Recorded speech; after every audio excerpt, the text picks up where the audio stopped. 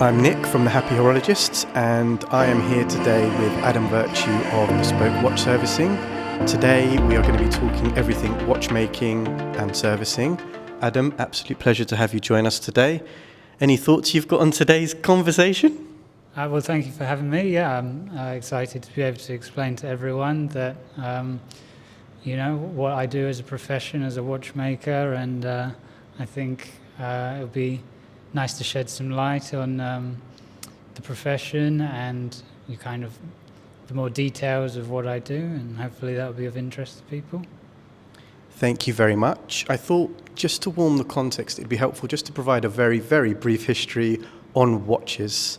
So watches have been around since the 1500s, but it wasn't until the 1800s that they adorned our wrists. And there's much debate about where the first wristwatch came from. There are ideas that Breguet commissioned one for the Queen of Naples in 1810, and it was finished in 1812. There are also ideas that the first certified wristwatch came forward by Patek Philippe in 1868. That's according to the Guinness World Records.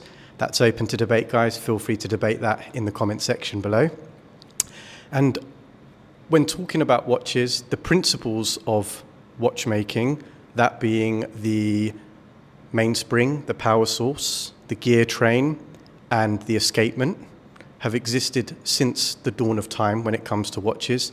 But what's changed over time is the accuracy, the technology, and the materials that are used. And one thing that's been consistent throughout time in watchmaking has been the precision that goes into it, the details that go into it, the craftsmanship that goes into it. And it's really important, I think, as someone who is so passionate about watches, that we get to learn a lot more about that and shed some light onto it. So having Adam join us together for this interview is a real pleasure for me. So Adam, just to start with, before the watchmaking, what drew you to watches in the first place? Yeah, so really it started when I was a lot younger. My granddad, he was an electrician during the war, and like many granddads, he had a garage full of tools, full of different things that always fascinated me. So from a young age, I've always enjoyed the repairing of various things. And one day, there was a pocket watch that I found at my primary school, and it wasn't working. And we kept it in the family for a very long time. We gave it obviously to the police station. No one claimed it, so we got to keep it. But over the years, it became something that me and my granddad would pull out every now and then and kind of, reminisce about. And it became quite a powerful motivator for me to be able to go into that and learn how I could repair it. And I was thankful that before my granddad passed away, I was able to repair that and give it to him. What was it that allowed you to learn? We're talking, it was some time ago, but I'm just wondering, where was it you got the information to learn to repair it? Was it that your grandfather had knowledge, or was there an idea that you had to read around it to learn about it?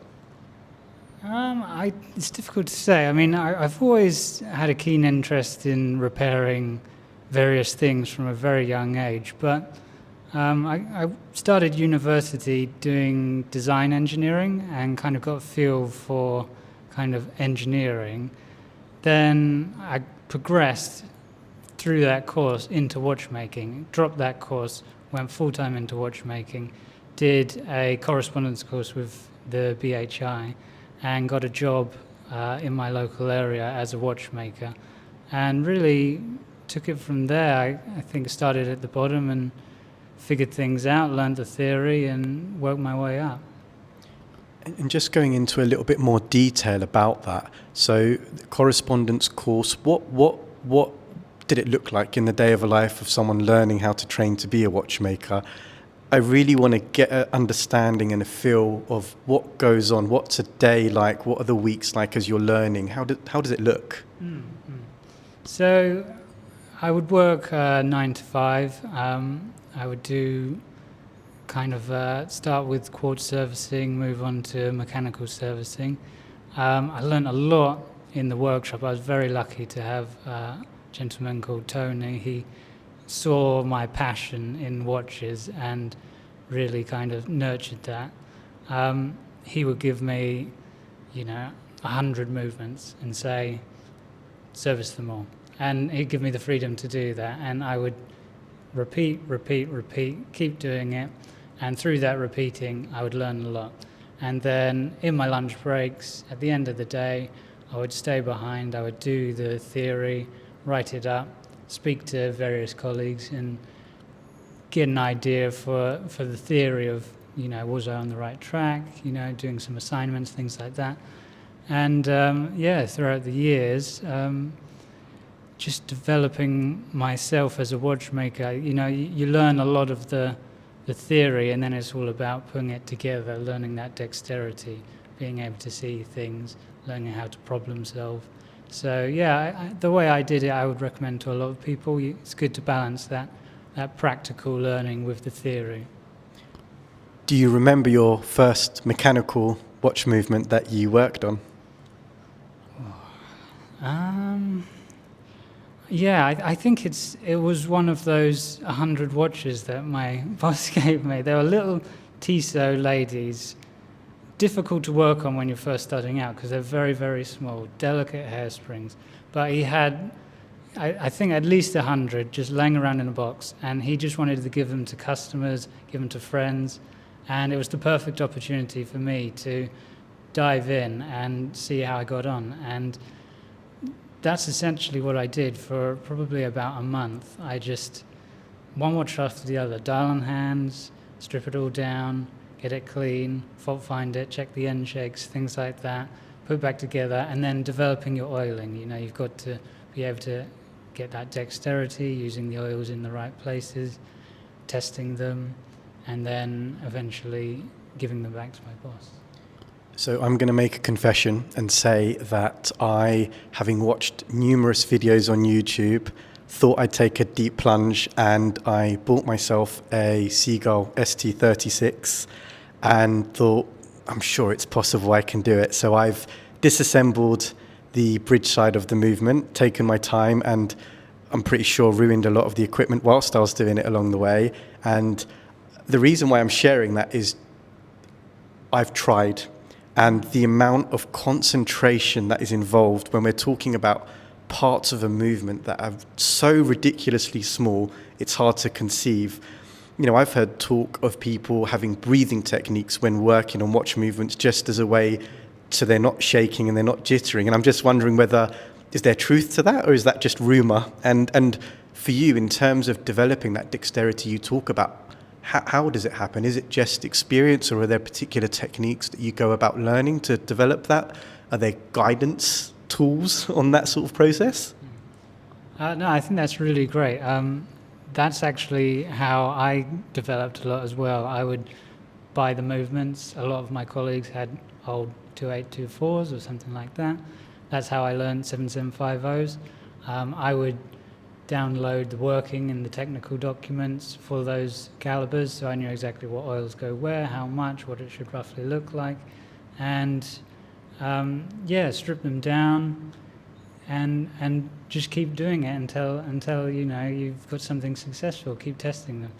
And sorry, what was the other question? The other question was around, I guess, the ability, the techniques used to be able to focus and be as precise and have that dexterity. Absolutely, yeah. Breathing techniques, I 100% have to do that myself. When you're working on something so incredibly small, you have to hold your breath. It's almost like taking a sniper shot. And sometimes you even get out of breath doing it. So, if I'm doing something like an ink block, you really have to focus 100% of your energy on making sure the oil goes exactly in the right place. And to do that, breathing techniques is a thing. Just to let the viewers know, Inca block is a type of shock protection system.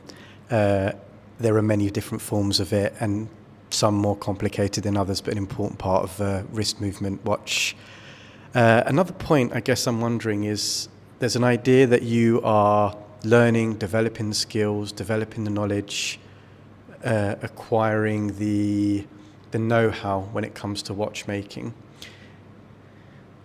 When do you feel you got to a place where you could say, I've got this, I've understood it, I'm still learning, but there's an idea that I now feel confident and competent in my skills, that if somebody comes to me, asks for some, help with regards to a service, I can proudly say, I know what I'm doing. Do you feel that you had that one moment where you're like, I've made it? Yeah, that's hard to pin down. I've definitely had epiphany moments. So when I was first starting, like I say, I would repeat.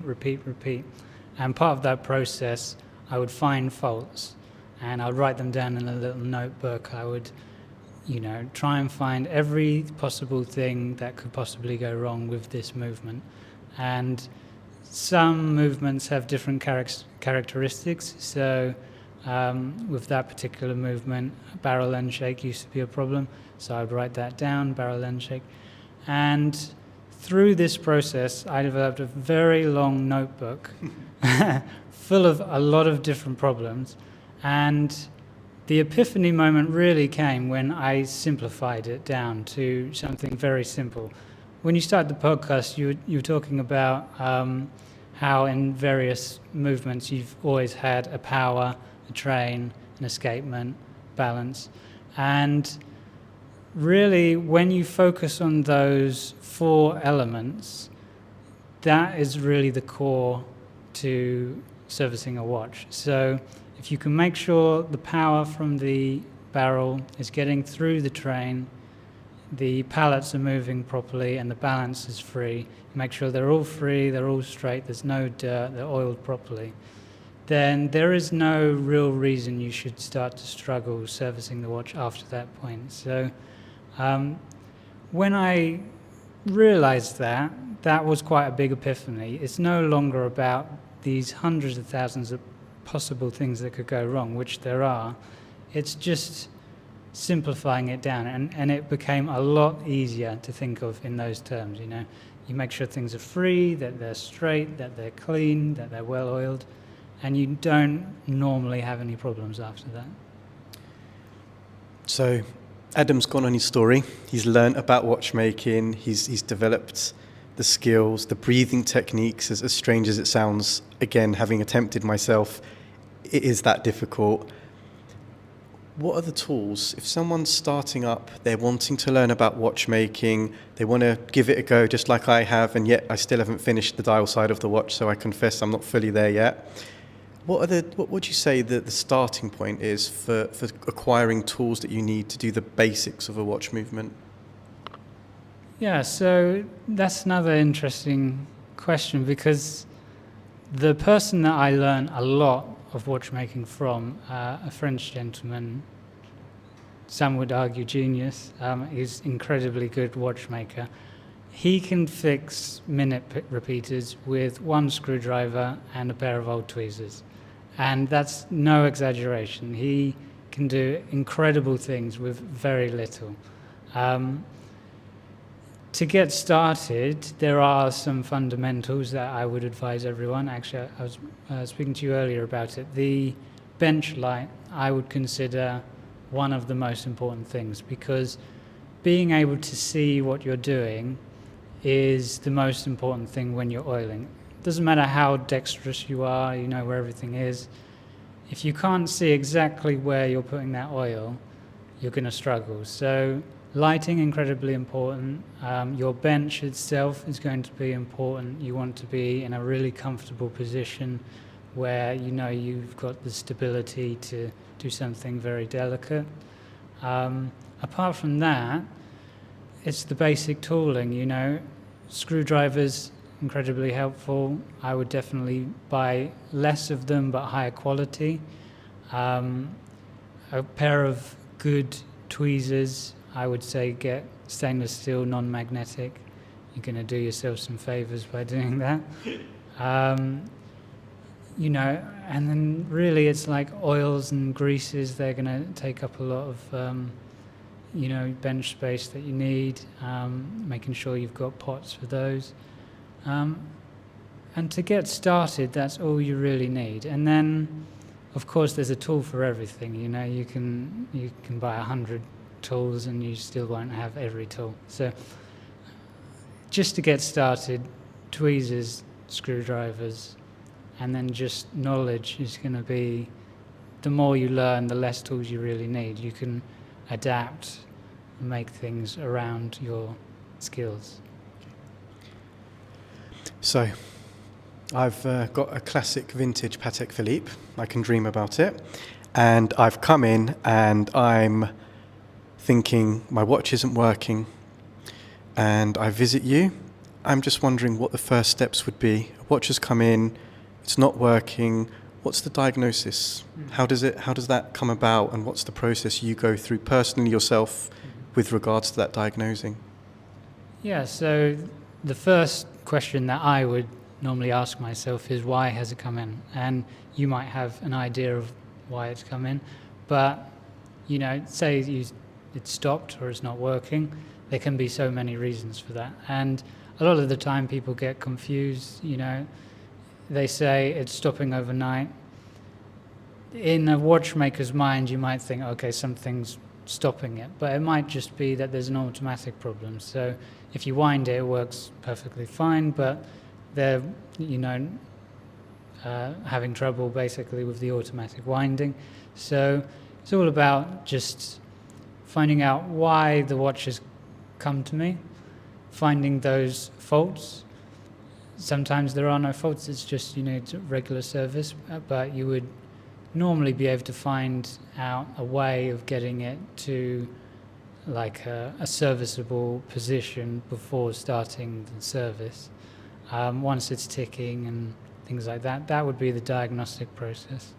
And then you would be able to get a good idea of kind of the parts needed, how long this is going to take, and then you'll go back to the customer with that.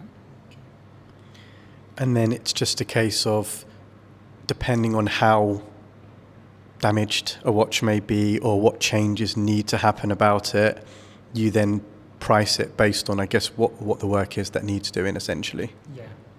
So the way I do it is normally just how long it's going to take me plus parts. So, and normally, I'll be able to get a pretty good idea of how long something's going to take me just by looking at it.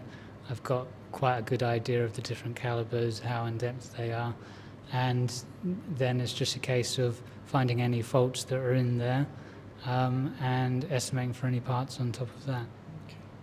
That's really helpful to hear, actually, because I'm sure in the future at some point I'll be inquiring about your services, so that's always useful to know.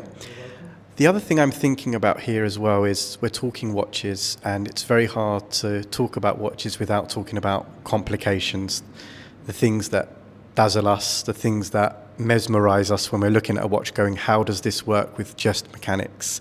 And I'm just wondering for you, are there any particular favorite watches you've worked on with regards to complication and you've thought, wow, this is something quite incredible?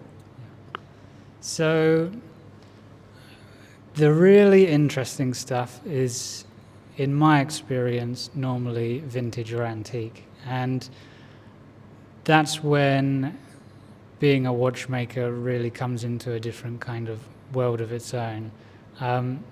You've got normally old pocket watches with minute repeaters, fusees, many complications, and they're hundreds of years old, and there is no way you're going to get new parts for those. So you have to really problem solve those, and those are the really interesting ones. That can be any brand, really, Breguet, Patek Philippe. They're all incredibly interesting. And old vintage Omegas, very interesting. So for me, the really interesting stuff is normally old. That's not to say there aren't some really interesting new stuff. It's just I don't personally see them as often. And I guess the sense I get is that vintage is your niche, so to speak. It's an area that you spend more time in. It's an area that you also find interesting because it provides new challenges to resolve. And like we spoke about earlier, the principles of watchmaking haven't vastly changed, but we know that materials have changed. And I'm just wondering, out of sheer curiosity, When we go back to vintage pieces, what are the materials that you tend to find being used more frequently, and what challenges does that maybe provide for you as a watchmaker and watch servicer? Yeah, so the main thing that jumps to mind regarding materials is going to be mainsprings. So it's quite an interesting one because modern mainsprings you would use a kind of a modern steel and they normally don't have a problem. Old ones, they're normally blue steeled and they tend to wear. So really you want to update the mainsprings, and they normally, the older ones, they normally are a bit weaker and they've had a lot of kind of wear on them, so you kind of got to get a feel for what a modern mainspring in those old watches should be like. Normally less power because of the thickness of the mainspring at the time.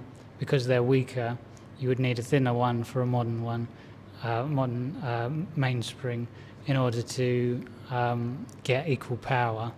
I think also there is one caveat that Fusees, because they don't get to the end of the barrel when you're winding them, you would normally leave a blued mainspring in there because you don't have to worry about it running out of power or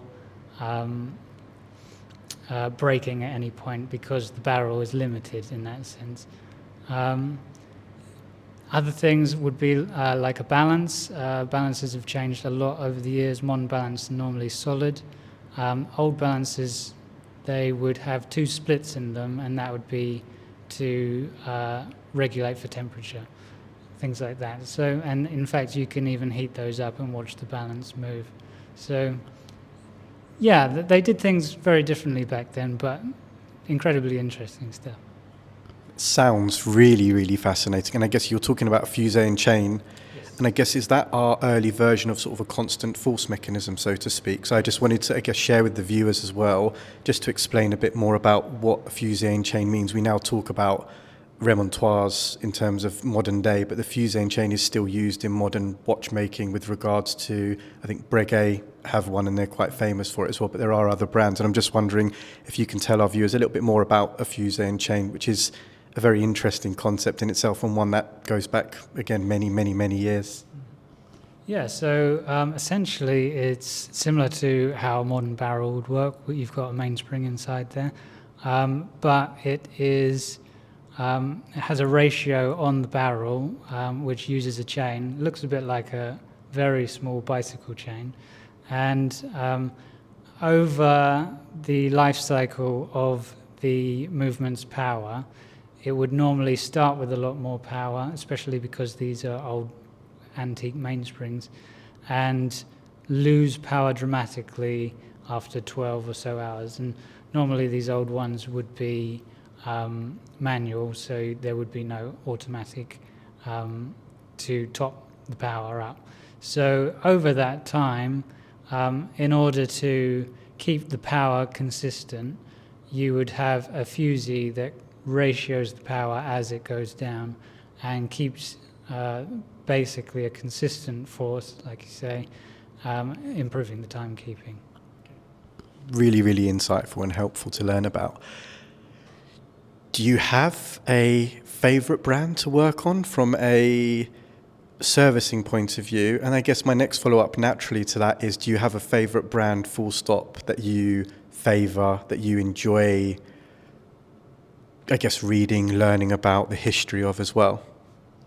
Yeah, so to work on and to own would be two different things. So to own would be JLC, one of your favorites. Yes, indeed. Yeah, they're incredible, lovely design. I've worked on a few of them, beautifully finished, really top watches. To work on, I would say vintage IWC and possibly vintage Omega. They are quite interesting, but incredibly robust. Normally, I would judge how good a movement is on how solid the screws are I think it's a pretty good indicator. And something like a vintage IWC, they're, tractors. They'll just keep ticking. These kind of watches are the watches that will last generations, hundreds of years. And unfortunately, that's less common these days. Again, really, really fascinating. We were having a conversation before this, and we were talking about watchmaking and making your own watch, and the fact that your partner is a jewelry designer by background. And I'm just wondering whether we sparked up something in your mind about a collaboration with your wife, and is that something you are considering in the future? Absolutely. Yeah, I mean, I've already done some design work in a silver case, and I won't say too much. I've got a dial that I'm working on, and that's kind of my project. But my wife, being a jewelry designer, and she has a lot of jewelry making experience, she's helped me a lot with silver as a material to work with. So obviously a lot of watches these days are stainless steel or gold, and less common to use silver these days. So it was something I wanted to explore. It's a lovely material, and something that you have to work around because it's a softer metal, easier to work with, but you can get some really lovely results with it. So that's something I'm definitely working towards, and I'll let you know if I get a bit further along with that. I think we should have exclusive if that watch were to come to fruition at some point in the future. And again, we'd love to have you back to be able to talk about that when it does happen. I'm going to say when rather than if, because I'm optimistic about it. And I think the collaboration between a jewelry designer and a watchmaker in itself is fascinating. I think I've got one final question, actually, and it's the all-encompassing, all-consuming one that we, as watch geeks and enthusiasts, lay in bed thinking about at night. What's your grail watch and why? Ever since I started watchmaking, JLC Reverso. So that is my grail watch. That's what I'm working towards. I think it's beautiful. If I could have open case back, then, or display case back, yeah, they're a lovely watch. Yeah. And if we're talking JLC, just because I spend my life being a historian of JLC, if we're looking at open case back, we could go as far back, I guess, as the 824, which was released in 1991. So would you be looking for something that had that vintage appeal just because of your background, or would there be an idea that more modern day JLCs also have a certain sensibility about them that appeals to you as well? Yeah, definitely vintage. I think you'll know a lot more about this than me, but I might consult you. And I think older is more my style, and I love the kind of the old Art Deco kind of feel. So vintage, yeah. And I was just going to say, on top of that, I guess they came in gold. And I don't know how you feel about wearing gold. I know you're someone that likes to be a bit more demure about yourself in terms of flashiness isn't your thing. But I'm just wondering whether for a 500-piece limited edition, whether you'd be like, do you know what, I can do it for this watch. I mean, gold, now that I've explored more of the making and creating of case design, I do have an appreciation for gold. It's a lot more similar to silver. So I do like it as a material, but whether it would look good on me, I'm not so sure. So for someone else maybe, but I think for me it's going to be steel. I think we're going to need to start doing some thinking about how this watch then becomes available for Adam. And what I wanted to also say again, it's been an absolute pleasure talking to you. It's been really insightful to learn a little bit more about, I guess, the watchmaker's mind and the thought process, as well as your journey as well. It's always great to hear stories, and we so often want to hear the story about where this person's ideas come from, what their journey is, and you've been open and honest about those ideas. So it's been really great to have that conversation with you. Any final thoughts? Not really. I mean, I'm just glad that I could experience this and hopefully share a bit of my knowledge. I'm an open book, really. I'm always happy to answer questions, so if anyone wants to contact me, it might be in the description or whatever, then please feel free, and I'm an open book. And just to highlight again, Adam is part of the... Bespoke watch servicing, so I'm the director. So just to make sure, and again, I want to make sure he says that in the microphone just in case anybody does miss that out.